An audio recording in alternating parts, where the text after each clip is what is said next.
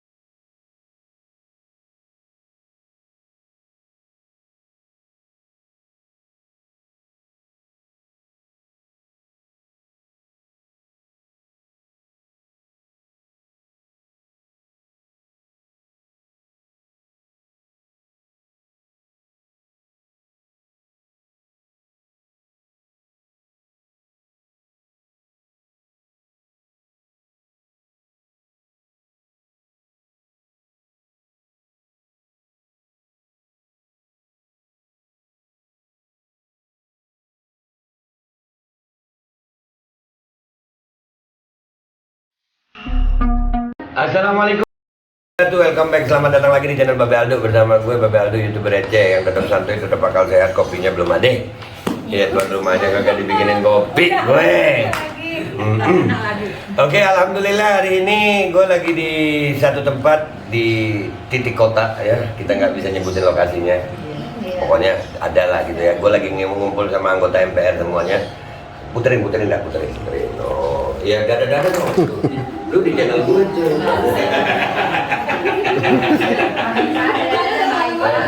Iya. Nah, MPR. Allahu Akbar. Oke.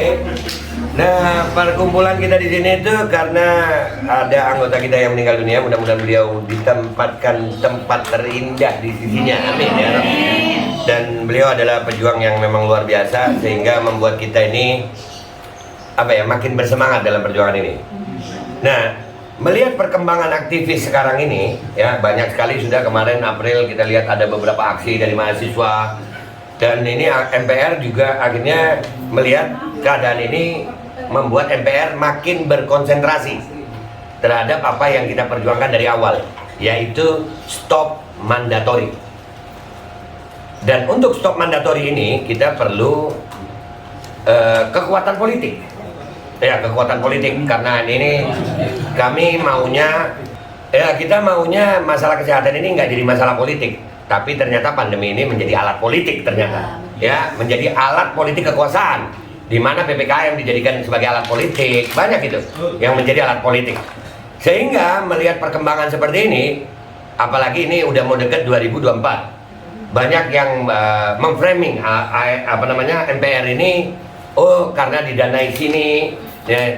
Kami menegaskan, kami tidak mendukung siapapun calon 2024. Tidak.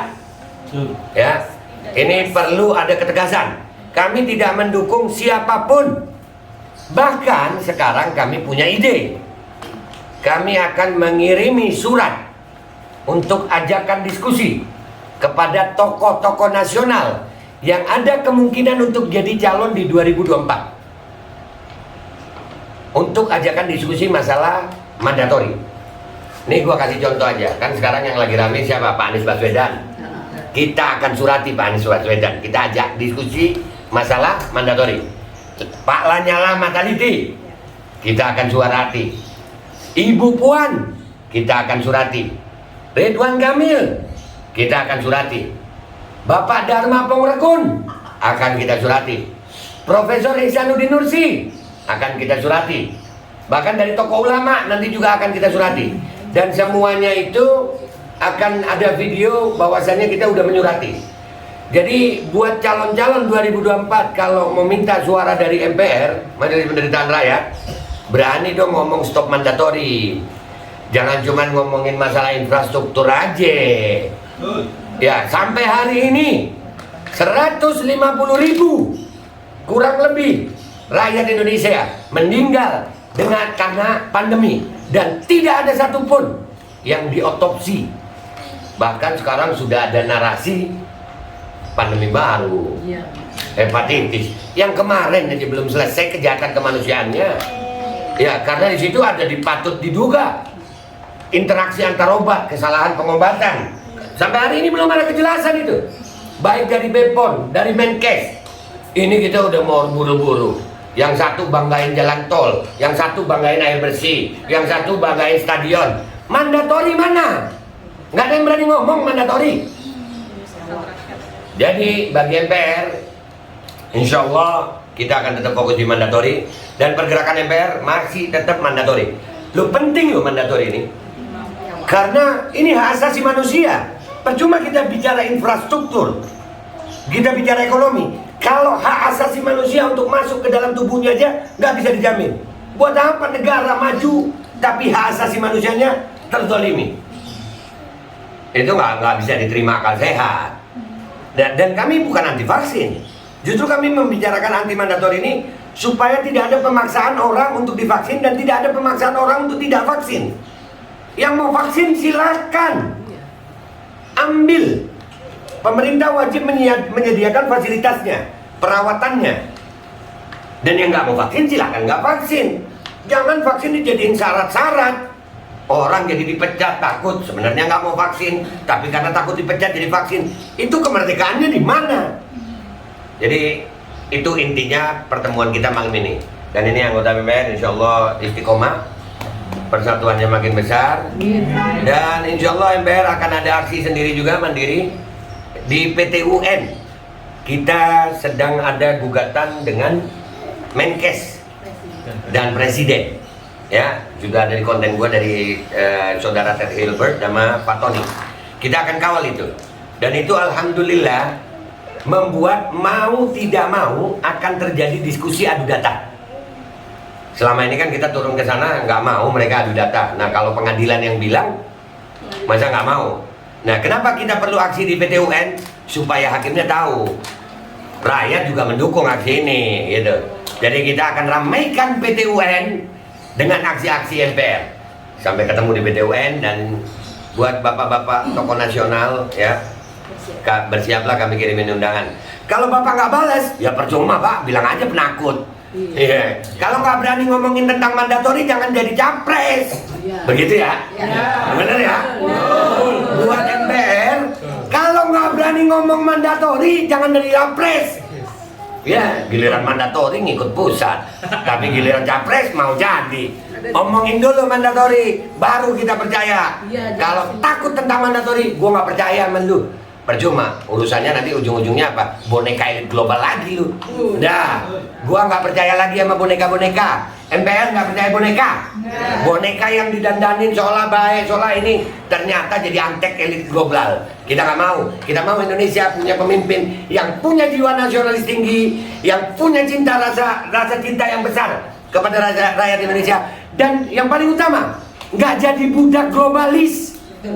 Indonesia mampu mandiri tanpa bantuan asing. Bahkan asing yang akan minta bantuan sama Indonesia. Setuju. Merdeka Indonesia. Merdeka. Viva Republik Indonesia. Gua Babel Aldo minta maaf kalau ada salah. Wabillahi taufiq wal hidayah. Wassalamualaikum warahmatullahi wabarakatuh. Waalaikumsalam warahmatullahi wabarakatuh. Alhamdulillah setelah kopinya datang dan melalui rapat yang tidak terlalu ribet, ya, karena memang rakyat nggak perlu ribet, nggak kayak anggota dewan untuk koordin aja ribet. Kita udah mendapatkan 18 nama yang akan kita surati untuk meminta pendapatnya masalah pandemi. Karena ke-18 nama ini berpeluang ada di 2024 sebagai orang-orang yang dijagokan untuk politik, pimpinan politik. Yang pertama, nama yang tidak asing lagi, yang sangat menggembarkan, Bapak Anies Baswedan. Ya, Bapak Anies, kami akan mengirim surat ke Pak Anies dan kami akan mengajak Pak Anies diskusi masalah anti mandatori. Kalau Pak Anies mau, kalau Pak Anies nggak mau, ya berarti pro mandatori dan hilang dukungan kami. Terima kasih. Yang kedua, yang balihonya ada di mana-mana, kepak sayap kebinekaan. Ibu Puan Maharani. Kita akan kirimi surat buat Ibu Puan. Ya. Kita lihat Ibu Puan, apakah Ibu Puan bisa selain mematikan mic juga berdiskusi masalah pandemi. Yang ketiga, Ketua DPD RI yang beberapa kali ya kita melihat gerak beliau, ada memanggil ARM untuk diskusi di gedung Dewan dan juga memanggil beberapa aliansi termasuk MPR untuk berdiskusi. Kita akan kirimi surat Bapak Lanyala Mataliti dan gubernur yang katanya berhasil di Jawa Tengah, luar biasa, yang punya link pemersatu bangsa. Iya, oh iya, link pemersatu bangsa kan hobi nonton itu dia. Kan ngomong diri beliau. Beliau ngomong diri, Bapak Ganjar Pranowo. Nah, yang kelima, Jawa Barat. Ya, Bapak Ridwan Kamil. Kita akan kirimin surat. Yang keenam, yang beliau juga bikin buku ya, Indonesia dalam Rekayasa ya, dan beliau masih aktif di kepolisian. Dan kemarin kita ngelihat podcastnya beliau tentang globalis, yaitu Bapak Komjen Dharma Pongrekun. Yang ketujuh, yang sering mengkritisi pemerintahan yang ada sekarang, yang pernah jadi menteri, Bapak Rizal Ramli. Ya. Dan kemarin juga alhamdulillah kita melihat salah satu video beliau yang memberi rakyat Indonesia harapan bahwasannya vaksinasi itu adalah volunteer, bukan mandatori. Yaitu Bapak Panglima TNI, Bapak Jenderal Andika Perkasa. Dan yang ke-9 yang kita akan surati juga, beliau pernah jadi Panglima TNI. Ya, beliau juga bikin satu gerakan kemasyarakatan kami. Ya, Bapak Jenderal Purnawirawan Gatot Nurmantio. Yang ke-10, seorang profesor luar biasa, ekonom yang luar biasa, yang keilmuannya tidak diragukan. Beliau sering dipanggil untuk berbicara di berbagai macam forum, Bapak Ihsanuddin Nursi. Yang ke-11, ada seorang dokter perempuan, Masya Allah. Ya, beliau ahli juga. Dan sekarang juga banyak cuitan-cuitannya, kalau di Twitter gua ngikutin, sudah melihat tentang bagaimana keadaan perpolitikan Indonesia. Dr. Tifa Fauzia. Ya, Dr. Tifa. Ya, jadi kita ini berlatar belakang apa saja kita, benar-benar rakyat kita. Ada yang laki, ada yang perempuan, ada yang TNI, apapun agamanya. Ya, karena bagi Indonesia sekarang ini yang penting adalah Bhinneka Tunggal Ika. Kita NKRI harga mati bukan cuman di lisan gitu. Kita beneran ini. Dan yang ke-12, ke-12 belum 13, kelompatan gue. Dia seorang YouTuber, tapi katanya dulu dinas intelijen, katanya dulu. Dan YouTube-nya, narasinya luar biasa viral sekarang. Ya, beliau adalah Bosman Mardigu Wowi. Ya, kita akan surati dan kita akan minta pendapatnya. Yang ke-13, anak mantan presiden. Dan sekarang beliau juga termasuk partainya kemarin juga sempat ngalamin luar biasa ya, partainya warna biru, Partai Demokrat. Ya, Bapak Agus Harimurti Yudhoyono, AHY. Kita akan kirim surat. Ini nomor 14, Erick Thohir. Nyalonin ya. Udah, kalau gua nggak males juratin dah, jelas bisnisnya nih. Pak Erick Thohir, maaf dengan segala hormat, kami takut Pak nanti kayak BUMN, ya Pak.